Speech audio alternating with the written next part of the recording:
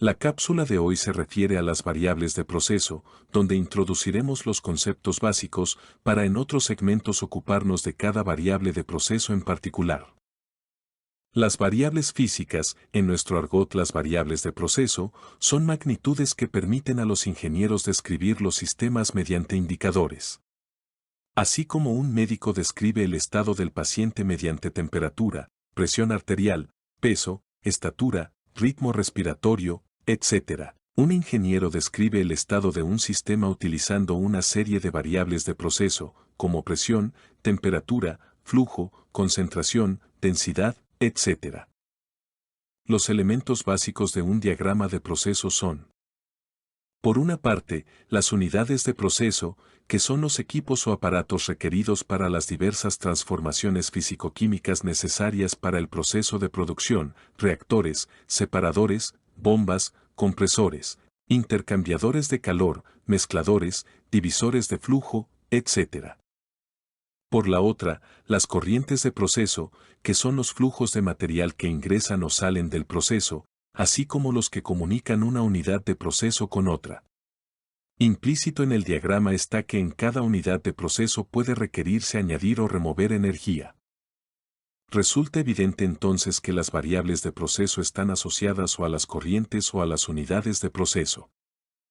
Una corriente de materia tiene unos componentes, unas condiciones de operación y unas propiedades. Los componentes presentes en una corriente son las diversas especies químicas que forman la corriente en cuestión, llamemos de manera genérica S sub I a la especie I, donde I va desde 1 hasta el número de componentes, C. El índice I lo reservaremos en todo este material para las especies presentes en una mezcla.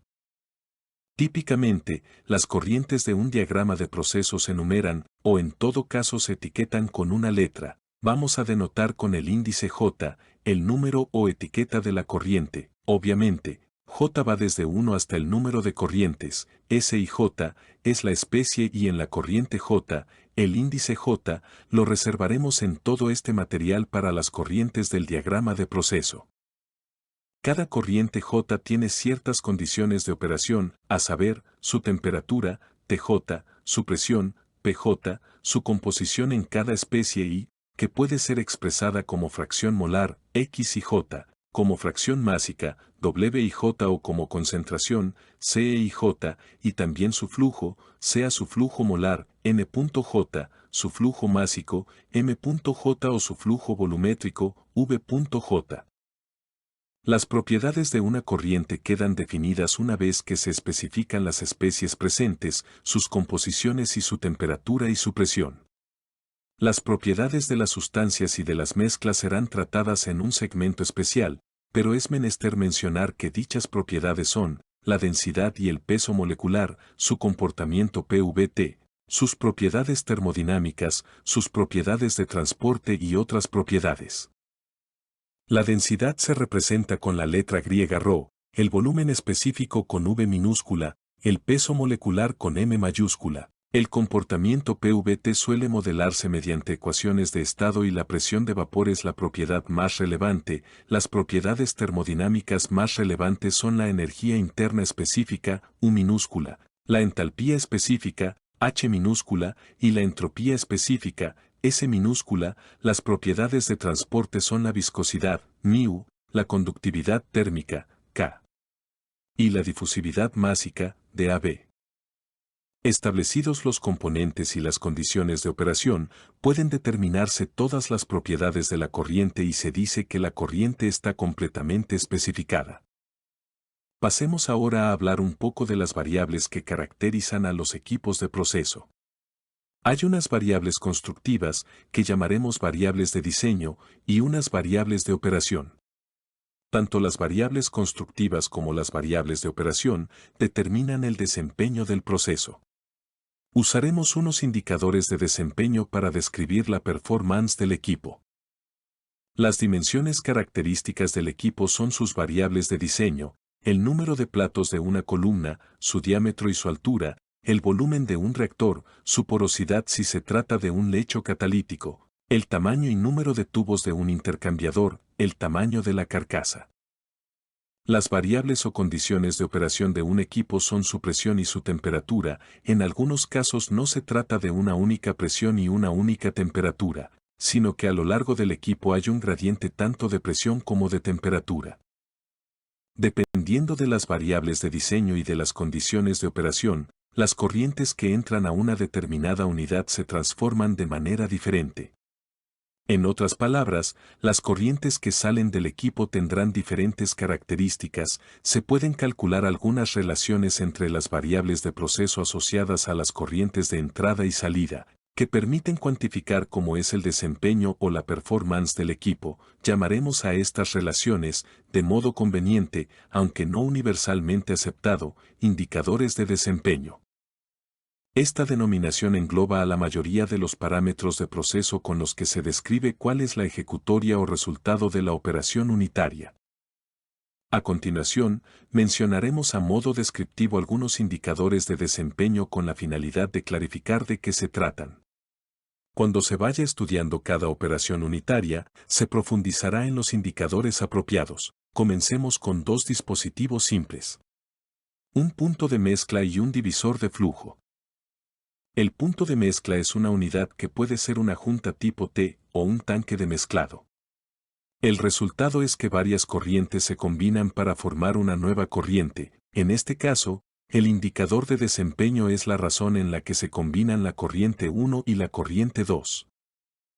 El punto de división es una unidad que puede ser un tanque con varias salidas, un múltiple de válvulas. El resultado es que de una corriente madre salen varias corrientes hijas. En este caso, el indicador de desempeño es la fracción en la que una parte del flujo se deriva hacia una de las salidas. La fracción de reparto hacia la corriente J es el flujo de la corriente J entre el flujo de alimentación. Es importante resaltar que este dispositivo no separa los componentes sino que divide los flujos. Por lo tanto, la misma fracción de reparto es válida también para cada uno de los componentes presentes. Los símbolos usados aquí para estas unidades, unos triángulos con la corriente única en un vértice y las corrientes múltiples en el lado opuesto, no son un estándar, pero están siendo muy usados en los simuladores de proceso. En el caso de los equipos de separación, el indicador de desempeño más frecuentemente usado es la recuperación de una determinada especie en una corriente específica. La recuperación del compuesto Y en la corriente J se calcula como el cociente entre la cantidad de I que sale en la corriente J y la cantidad de I que entra al equipo. En los equipos de reacción se suelen utilizar dos tipos de indicadores. Los primeros asociados a relaciones entre corrientes o entre los flujos de dos sustancias en la misma corriente. Por ejemplo, se puede especificar la razón en que se alimentan las corrientes 1 y 2. O se puede indicar el exceso de reactivo, cuando uno de los reactivos es el reactivo limitante, como se verá en su momento, la razón en que se alimentan el reactivo B, en exceso, y el reactivo A, limitante, equivale al cociente entre los correspondientes coeficientes estequiométricos por 1 más la fracción de exceso de reactivo. Finalmente, en este tipo de indicadores, puede especificarse la razón que hay o debe haber entre dos especies en la salida del reactor. Pero sin duda, los indicadores de desempeño más frecuentes en los equipos de reacción están vinculados a la indicación de cuánto se consume de reactivo y cómo se consume ese reactivo en el caso que hayan reacciones múltiples. La conversión del reactivo A está definida como lo que se consume de A entre lo que se alimenta de A. En cambio, el rendimiento fraccional del reactivo A hacia el producto C es la fracción del reactivo A consumido en todas las reacciones, que efectivamente pasa a ser el producto C. Los últimos indicadores de desempeño que trataremos en esta descripción preliminar de los indicadores de desempeño son los asociados al equilibrio físico-químico que puede ocurrir en ciertos equipos. Ejemplo de estos son las etapas de equilibrio de fases en los equipos de separación y el equilibrio químico asociado a una reacción química. Veamos el equilibrio de fases. A la salida de una etapa de equilibrio de fases, las composiciones en ambas fases están relacionadas por la termodinámica, es decir, el cociente entre las composiciones en ambas fases es la constante de equilibrio de fases, que depende de las condiciones de operación. Por otra parte, en los reactores, si hay tiempo suficiente para alcanzar el equilibrio químico, el producto de las composiciones de los productos cada una elevada a su coeficiente estequiométrico, dividida entre el producto de las composiciones de los reactivos cada una elevada a su coeficiente estequiométrico, es la constante de equilibrio químico. Al estudiar la definición de los coeficientes estequiométricos, se establecerá una convención de signos que permitirá escribir esta definición como la productoria mostrada.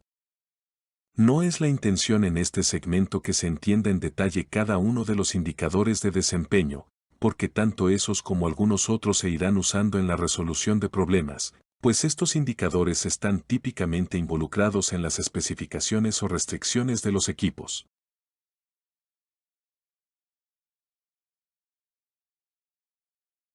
Esta fue la cápsula de hoy de Introducción a la Ingeniería Química, en tu canal Tutor Ingeniería Química. Muchas gracias por haberte conectado, y si te ha gustado, no dudes en darle me gusta y suscribirte.